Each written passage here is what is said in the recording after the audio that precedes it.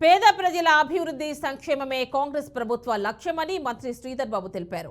పెద్దపల్లి జిల్లా మంథనిలోని పోచమ్మవాడలో అమృత్ 2 పథకం క్రింద కేంద్ర రాష్ట్ర నిధులు 12 కోట్ల 10 లక్షల రూపాయలతో 8 లక్షల లీటర్ల కెపాసిటీ గల వాటర్ ట్యాంక్ నిర్మాణానికి ఎంపీ గడ్డం వంశీతో కలిసి శంకుస్థాపన చేశారు.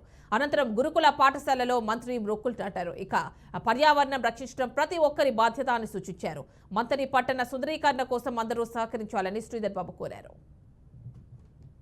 అభివృద్ధికి సంక్షేమానికి నిదర్శనంగా ఉంటాం అని చెప్పినాం. అదే పదంలో నడుస్తాం.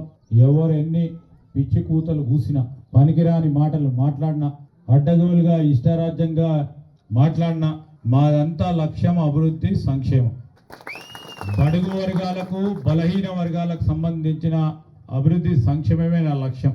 ఈ రోజు ఇక్కడ మనం వాటర్ ట్యాంక్ కడతా ఉన్నామంటే ప్రధానంగా ఈ పట్టణానికి సంబంధించిన బలహీన వర్గాలు బడుగు వర్గాలకు సంబంధించిన ఒక వసతిని ఇంకా మెరుగైన రీతిలో సదుపాయం కలిగియాలనే ఉద్దేశం. ఆ ఉద్దేశ లక్ష్యంతోనే రాబోయే కాలంలో అనేక కార్యక్రమాలు కార్యాచరణ తీసుకుపోతా ఉన్నాం. ఈ రోజు ఈ 12 కోట్ల కాదు, మొన్న 10 రోజుల క్రితం వచ్చినప్పుడు 38 కోట్ల రూపాయలతో ఏం కమిషనర్ ఈ పట్టణానికి సంబంధించిన రోడ్లు డ్రైన్లు ప్రతి వాడకి 1 కోటి రూపాయలు 14 కోట్ల రూపాయలతో అడ్మినిస్ట్రేటివ్ శాంక్షన్ ఇచ్చి టెక్నికల్ శాంక్షన్ ఇచ్చి టెండర్లు అయిపోయి మిగిలిపోయిన రోడ్లు మిగిలిపోయిన డ్రైనేజ్ చేయాలి.